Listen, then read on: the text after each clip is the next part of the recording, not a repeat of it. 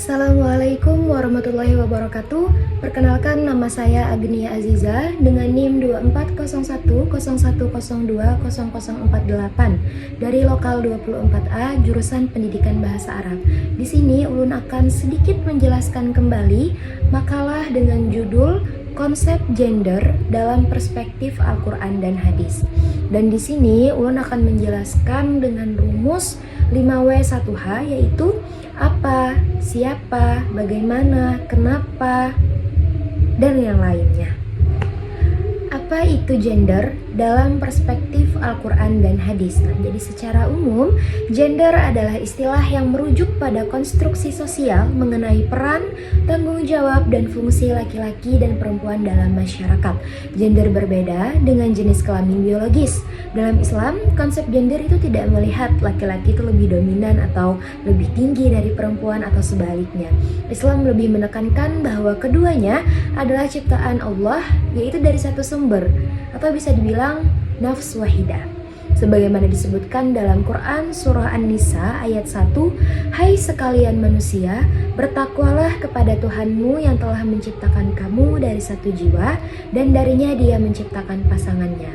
Ayat ini menunjukkan bahwa antara laki-laki dan perempuan itu tidak ada hierarki penciptaan. Islam juga menggunakan istilah bashar, insan, annas secara merata kepada seluruh manusia tanpa membeda-bedakan gender. Lalu yang pembahasan kedua itu mengapa? Mengapa pembahasan gender dalam Islam itu sangat penting? Jadi, pembahasan ini penting karena terdapat banyak penafsiran keliru dalam masyarakat yang berdampak pada ketidakadilan gender, seperti anggapan bahwa laki-laki adalah pemimpin mutlak, sedangkan perempuan dibatasi dalam urusan rumah tangga saja. Dalam kenyataannya, bias ini bukan berasal dari Al-Quran maupun hadis, melainkan dari budaya patriarki dan tafsir yang tidak objektif.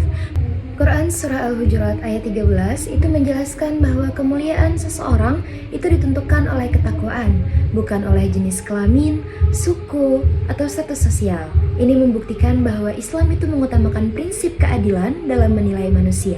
Kesadaran akan keadilan gender itu sangat penting untuk menghapus ketimpangan sosial yang sering dibenarkan atas nama agama. Islam sebagai agama rahmat bagi seluruh alam telah mengatur keadilan gender secara proporsional dan adil.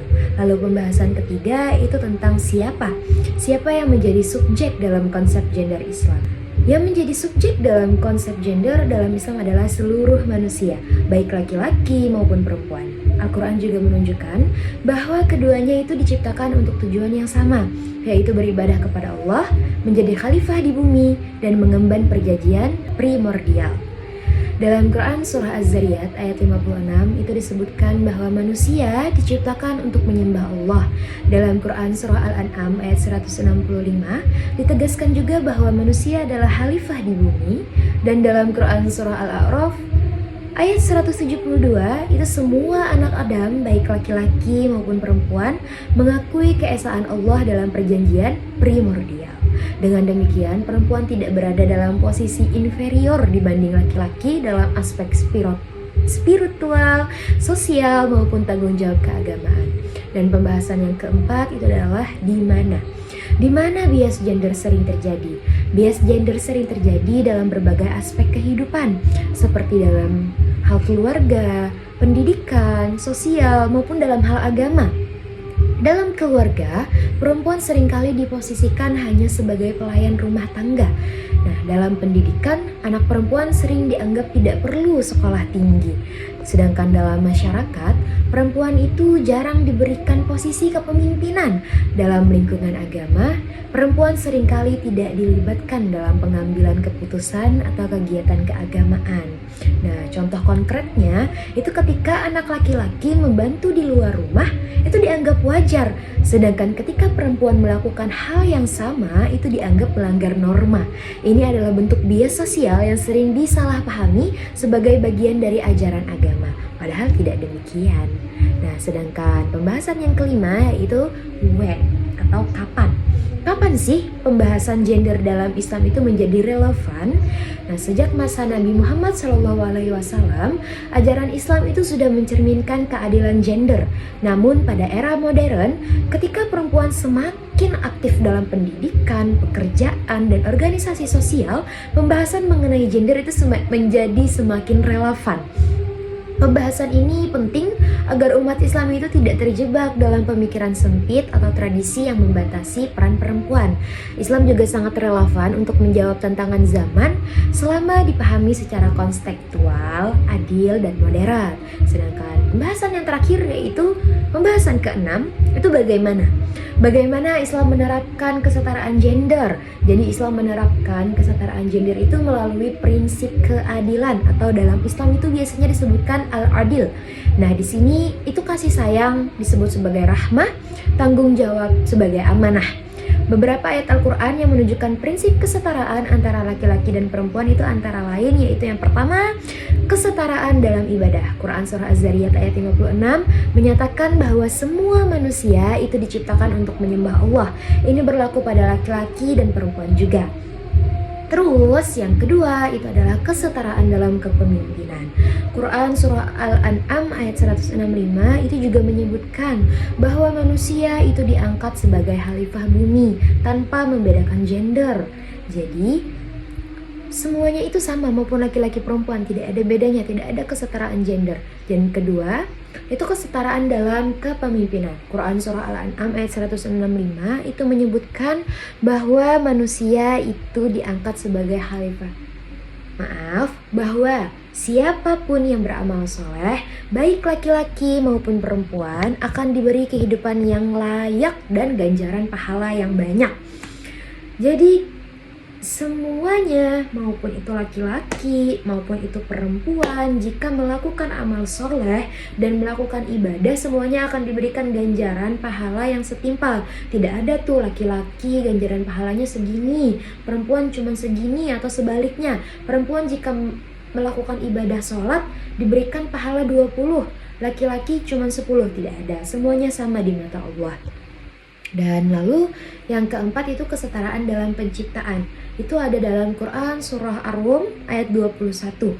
Itu menyebutkan bahwa Allah itu menciptakan pasangan dari jenis yang sama agar tercipta ketenangan dan kasih sayang. Nah, lalu yang kelima, kesetaraan dalam nilai dan martabat. Itu ada pada Quran Surah Al-Isra ayat 70 yang menyatakan bahwa manusia itu dimuliakan oleh Allah tanpa menyebut jenis kelamin tertentu. Namun, Islam juga mengakui perbedaan peran antara laki-laki dan perempuan, bukan untuk menindas, tetapi untuk saling melengkapi. Islam menolak segala bentuk ketidakadilan seperti subordinasi, marginalisasi, stereotip ya, kalau tidak salah, stereotip negatif atau kekerasan fisik maupun verbal, serta diskriminasi hak. Kesetaraan gender dalam Islam itu bukan berarti mempersamakan semua hal, tetapi memberikan hak dan kewajiban secara adil sesuai dengan kapasitas masing-masing. Bahwa kapasitas laki-laki itu seperti ini, kapasitas perempuan itu seperti ini. Karena tidak bisa dibohongi bahwa pada umumnya kekuatan laki-laki itu lebih besar ya. Tapi bukan dalam hal kekuasaan atau maupun, cuman memang ada porsinya masing-masing. Dan dari penjelasan ini pun bisa dapat disimpulkan bahwa Islam adalah agama yang menjunjung tinggi nilai keadilan dan kesetaraan antara laki-laki dan perempuan. Perbedaan jenis kelamin pun bukanlah alasan untuk membedakan hak dan kedudukan. Perempuan dalam Islam itu memiliki posisi yang mulia sebagai hamba Allah, sebagai khalifah di bumi, dan sebagai penegak peradaban. Tugas kita sebagai umat Islam hari ini adalah memahami ajaran Al-Quran dan hadis secara adil, tidak terjebak dalam budaya patriarki yang merugikan perempuan pastinya, dan terus memperjuangkan pemahaman yang benar mengenai kesetaraan gender, agar tidak ada lagi kesalahpahaman tuh budaya patriarki bahwa menyebutkan perempuan itu jauh di bawah laki-laki, tidak ya. Dan saran saya sebagai pemateri, mungkin mari kita perkuat pemahaman yang moderat dan kontekstual.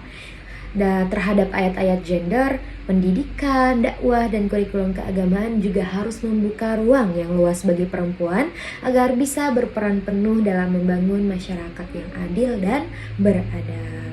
Mungkin sampai sini pembahasan yang saya bahas. Semoga cukup jelas dan mencakup beberapa materi yang ada di makalah kelompok 5 dengan judul Konsep Gender dalam Perspektif Al-Quran Hadis. Sekian, terima kasih. Wassalamualaikum warahmatullahi wabarakatuh.